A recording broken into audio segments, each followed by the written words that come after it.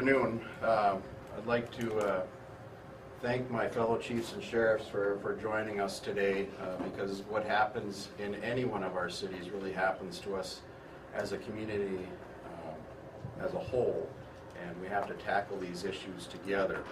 So the purpose of this press conference is to provide a public safety message in relation to several narcotic or opioid overdoses that have occurred in the FM area in the last several days.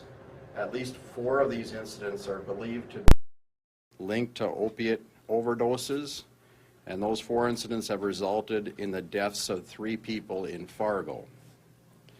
However, this is not just a local problem here. We've also had numerous recent reports of opioid-related overdoses regionally.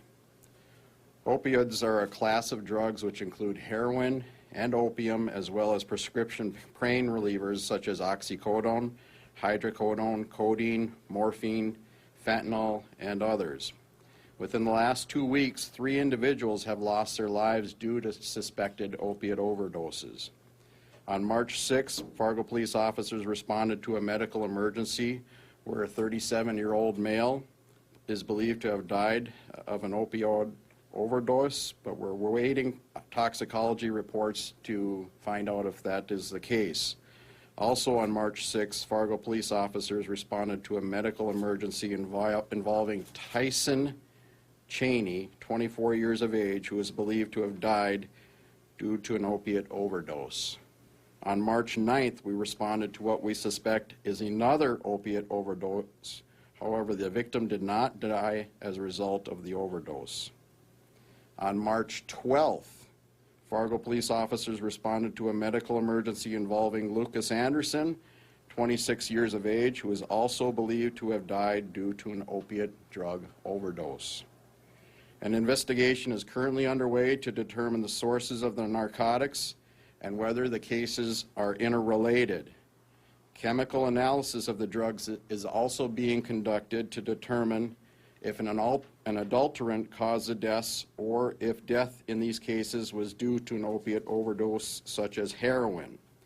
Those toxicology results do take time, and this investigation is ongoing, and detectives, as I speak, are still seeking and executing search warrants to determine facts and build cases. I just spoke to our detectives, and they've been working for the last 25 or 26 hours straight. There's a narcotics unit here in Fargo, along with personal crimes detectives, the intelligence unit, and DEA task force agents who are investigating these recent overdose cases. During the course of the investigation, officers received information that led them to a hotel in South Fargo where a possible heroin supplier believed to be involved in distributing heroin related to these recent overdoses was renting a room. 3 males were arrested in a vehicle outside of the hotel, and a search warrant was also executed at a room in the hotel, and another female was arrested inside the hotel. About a half ounce of suspected heroin was located in the hotel room, along with a small amount of marijuana. 1 small child was placed into protective custody that was found in that hotel room at the time of the search warrant. The males arrested and their charges are as follows. Marcel DeJean Washington, 25-year-old male, was arrested for false information to law enforcement, possession of drug paraphernalia, possession of marijuana, and an outstanding warrant. Gerald Dion Washington, 24-year-old male, was arrested for heroin possession with intent to distribute, child neglect and abuse, nonviolent, and then possession of drug paraphernalia and possession of marijuana. Reginald Washington, a 24-year-old male, was arrested for heroin possession with intent to distribute, false information to law enforcement, possession of drug paraphernalia, and possession of marijuana. And Heather Michelle Rozier, a 30-year-old female, was arrested for heroin possession with intent to distribute and child neglect, abuse, nonviolent. This is a very active investigation still ongoing, and we still need to do a lot of follow-up on that. Other law enforcement agencies in the region also have suspected opiate overdose cases that they are investigating. It's possible that we have heroin out there laced with something such as fentanyl or morphine or some other opiate, making it even more dangerous than it already is. Fentanyl can be 40 to 50 times more potent than heroin, and in some cases can be absorbed through the skin and can be deadly. So I'm telling the public, if you see what you suspect is heroin or an opiate derivative, do not touch it. Call us to handle it. Law enforcement asks members of our community who are aware of family members or friends who use illegal drugs such as opiates to closely monitor them for breathing difficulties, incoherence, unconsciousness, all of which are indicators for the need of emergency medical treatment. To save their lives, these individuals need immediate transportation to a hospital.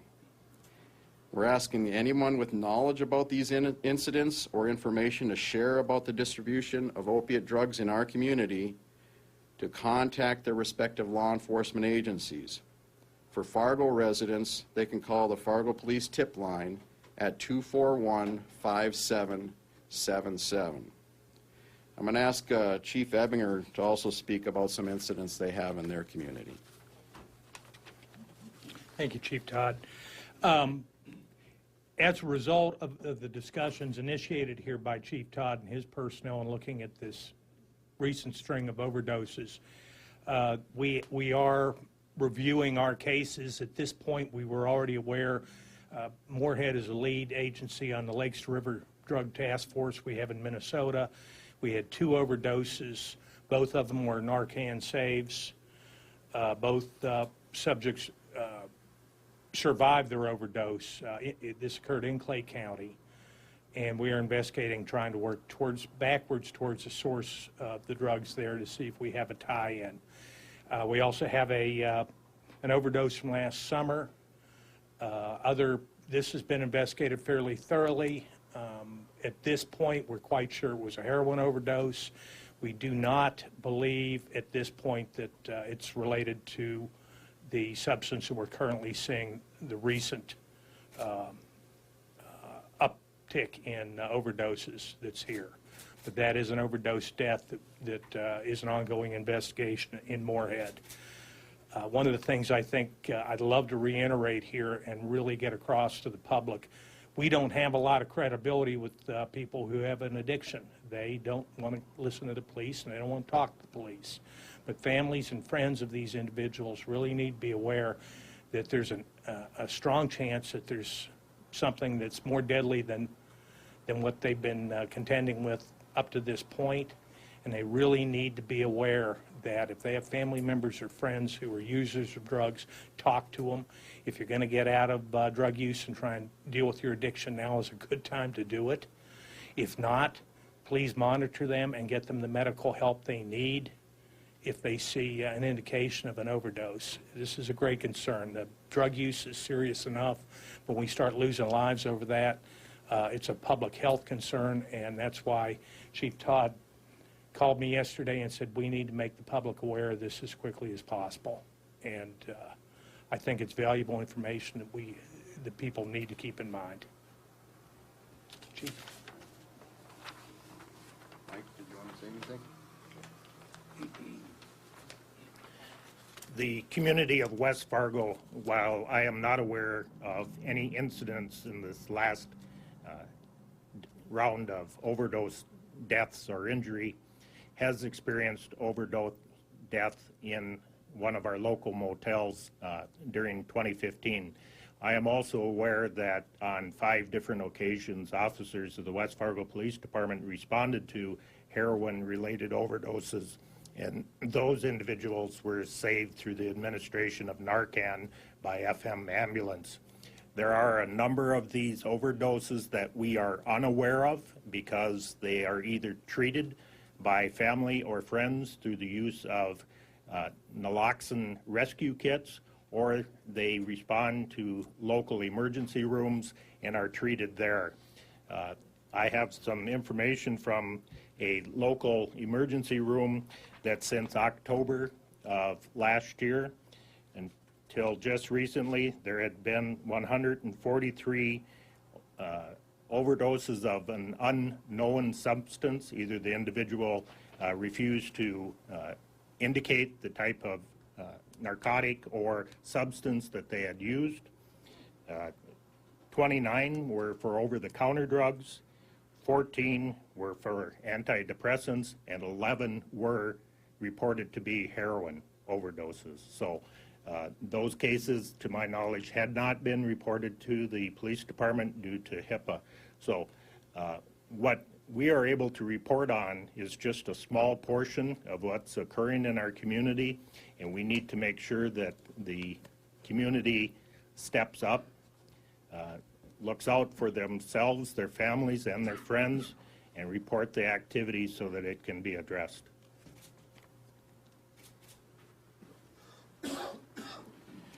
So the reason I asked my fellow chiefs and sheriffs to come in today was as our investigation was developing, we were getting some intelligence yesterday that there might be some heroin out there that could be laced with something else to make it more potent. We believe the arrests that we made last night are the source of the drugs that may possibly have resulted in the death of the person yesterday morning. So that possibility that there might be other people that have that same heroin product that may have something else in there, there is that possibility. We want to make the public aware of that so that if they've got family or friends that have addiction issues, that they can hopefully intervene and address their family or friends. And if they come across any type of opiate or opiate derivative, that they let us know. It could be extremely dangerous. We don't want to have any more deaths out there. Do you folks have any questions? Did you mention where the 4 people arrested were from, Chief? I believe, Shannon, could you address that? The 4 people we arrested at the hotel this morning were, as you might understand, very uncooperative with us, and did provide us with false information as to who they are and what they were doing here. We do know at least 2 of them have ties to the Minneapolis-St. Paul area, which is where we believe a lot of the opiates coming to our community are channeling through before they get here. The others, we believe, are also ties to Minneapolis, but we can't confirm it necessarily right now.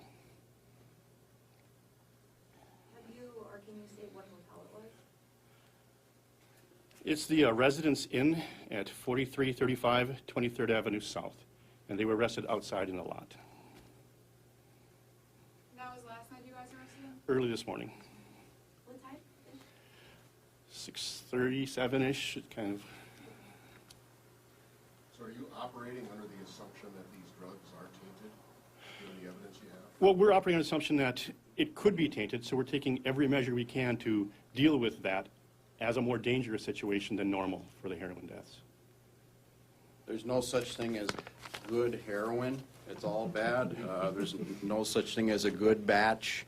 It's all bad stuff. Heroin can be extremely deadly, but if it has something in it like fentanyl or morphine or some other opiate derivative to make it even stronger, it can be extremely deadly.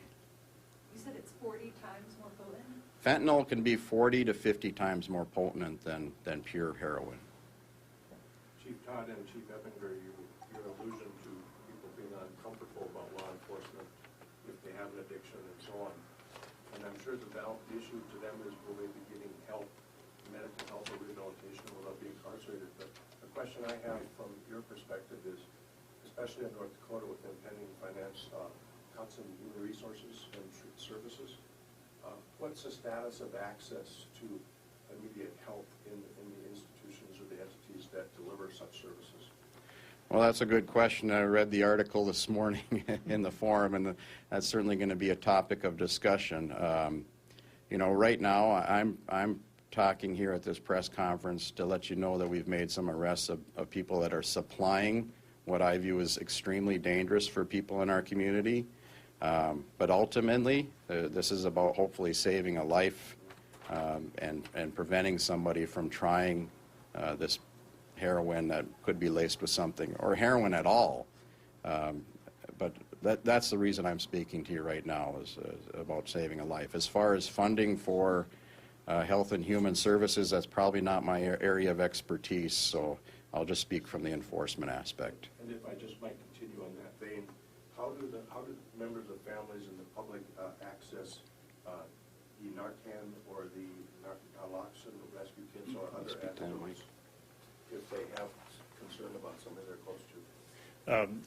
Speaking to your first question, there are several groups that are working towards developing plans for the next legislative session, seeking additional funding for the long-term treatment.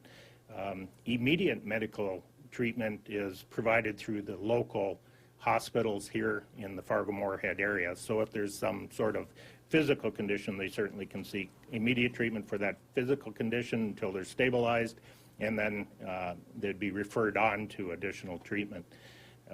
Your second question again? Is access to antidotes for the public or family? During the last legislative session, a bill was approved that would allow pharmacies and healthcare providers to prescribe medication, the naloxone rescue kits, to family members or individuals who would be subject to potential overdoses. So there is, by statute, a law in place that allows that. Are there any plans for different law enforcement agencies to carry those Narcan antidotes? Mike's been kind of following that for us. So. Okay. Currently in North Dakota, there is some administrative law that prevents law enforcement officers from carrying the Narcan. There's a set of rule changes that are underway that will make that available to us. However, in talking with both Chief Ebinger and others in the area, law enforcement does have some concerns with the naloxone kits in our patrol vehicles. We need to make sure that they are protected from the climate. We have a very hostile climate to medications.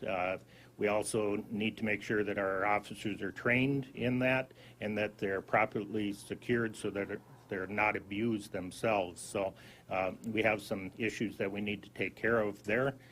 The other advantage that we do have here in the Fargo-Moorhead area is FM ambulance is very quick to respond. If the law enforcement officer arrives on the scene, supports the individual in the overdose with rescue breathing or cardiac pulmonary resuscitation, the ambulance is typically on scene soon enough to be able to use the naloxone and revive the individuals, which they have done in West Fargo. It's rather remarkable.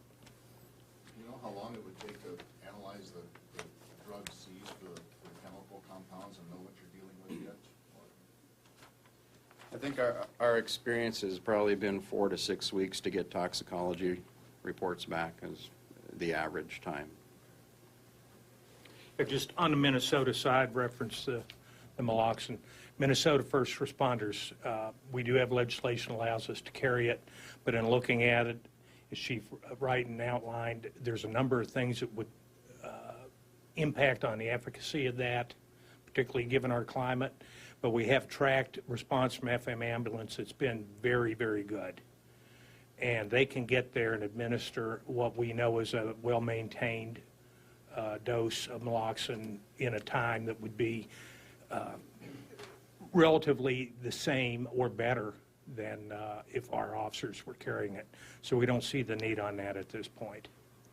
Also, as far as treatment centers and rehab opportunities, the state of Minnesota does have funding for that, but regionally we are seriously underprepared for the kind of rehab needs that we've got in this area. The use of methamphetamine and opioids in this region has really spiked, and we've got a real problem on our hands. And we need to have the resources both for drug addiction and for mental health issues that we simply don't have in this community. Can I just add? I mean, Sure. because Minnesota also sends people to the Robinson Recovery Center in Fargo in terms of partnerships. And the question earlier, there was $1.5 million in the budget for the prior biennium for the Robinson Recovery Center, a contract with them. that same 1.5 is being held forward, even after any budget adjustments. So that will continue to be the same amount, the current biennium as last biennium. As law enforcement, I'll tell you, we're certainly interested in people with addiction issues getting the help that they would need, and we'll facilitate that wherever we can. But as far as suppliers, people that are the sources of these drugs, we're going to aggressively go after them and prosecute them. I talked to Chris Myers, a U.S. attorney, yesterday. He's part of this group, and he would be here today, but he's on a plane to Washington as we speak. But he is certainly interested in becoming involved in these cases also for prosecution. Chief Todd, my folks I work with have been aware of this for a few weeks because one of their friends was one of the overdose deaths, and then a second one this week. I guess a simple fundamental question is, how do people recognize, because people don't always see the behavioral changes that suggest the use has begun or is ongoing. And so this, not just to the overdose level, but to the day-to-day functioning level. And I'll be simple for a moment. I don't know that we all understand the methods of delivery or even what heroin looks like. Sure. Well, heroin a lot of times is in a powder form. It can be injected, ingested, snorted, smoked. A lot of the opiates can be done any one of those methods, even suppositories. If somebody's taking an opiate and has an addiction issue, you'll notice a drowsiness, sometimes euphoria right after taking the drug. It tends to depress your respiratory system. They may have trouble breathing. Those are some of the things that you need to look at. And also your body acclimates to it after a while. The more you take it, the more you need to take to get that euphoria. So one of the things people need to be aware of is if they go into rehab and get off of the drug and then come out of rehab and then go back on the drug at the same level that they were taking before they went into rehab, their body has again acclimated to not having that drug, and then taking that same amount right after they get out of rehab can cause an overdose. So those are some of the things that we're concerned about, some of the things that you can be watchful for. I saw a notice recently about a class in Moorhead for the public to learn about Narcan and some of the other. How do you guys feel about the public having access to these things or carrying them, or is that a good idea? I know we have a group in Moorhead that is distributing Narcan. I don't have the information on what happens if it's not administered correctly or what the issues are. I think it's simply a function of training. If the training is there, I see no problem with the substance being available. Certainly, family members and people have concerns about loved ones can overdose. I see where the motivation would be there, but I don't think it's something you want to try without proper training. Chief Todd, Yes. can you talk about, recognize that today's conversation is about warning the public, letting the public know how they can react. Are there certain types of institutions or locations that people from out of the area are preying on Fargo Moorhead residents to sample or to first try these drugs or get hooked on them, that if someone's in these, they can be aware of not accepting drugs from strangers or it's basic premises, but I'm not sure what institutions we'd be talking about, but I know that a lot of people get introduced to opiates via prescription medication. If somebody sometimes has a prescription in their family and they try a couple of pills and then slowly become addicted to that prescription medication. However, the medication is expensive and not easy to obtain without a prescription. So then the heroin is certainly a cheaper way to get that same high, which is also an opiate. And so that's what we've seen in our community, is slowly a progression from prescription medication addiction to other opiates such as heroin. But I'm not sure if I'm answering your question More well. specifically talking about nightlife, in visiting with other law enforcement, I know there's concerns about out-of-area groups coming in and connecting with people at the step bars, downtown, etc. Sure. Yeah. I don't take that medication or heroin from folks, I mean, wherever you get it from, it's dangerous stuff. And we're finding out, you know, through this investigation that there's a possibility that there's some heroin that is coming in from a different source that may have something in it, and it may be extremely potent and cause overdoses. So, Has any heroin with fentanyl been found here before? I know it's been found in other areas around Grand Forks. Shannon is our lieutenant in charge of narcotics. Yeah. To date, so far, we're still waiting for toxicology results to get a confirmation on what, if anything, has been added to any heroin locally. We've had rumors. We have people talking about it, which is why we're bringing it to the forum here for concern. But we can't confirm positively whether it's a fentanyl or any type of additive to the heroin at this point. That's what we're waiting for the toxicology results for. But previously you haven't found. Previous? No. Not that I know of. We haven't had anything where we confirmed another additive to a heroin before. And that's why we're having the concern now. Have you been in contact with Grand Forks with their experience with fentanyl in specific? Yes, I know the chief and the deputy chief of Grand Forks quite well. We've spoken about this, and then U.S. Attorney Chris Myers is the one that prosecuted that case. So we have spoken about this at length. That fentanyl was, I think, originally from China, routed through Canada, and dispersed out from there in the United States. So that's a case that's already been prosecuted and adjudicated. But yes, we're aware of that, and I've spoken extensively about it.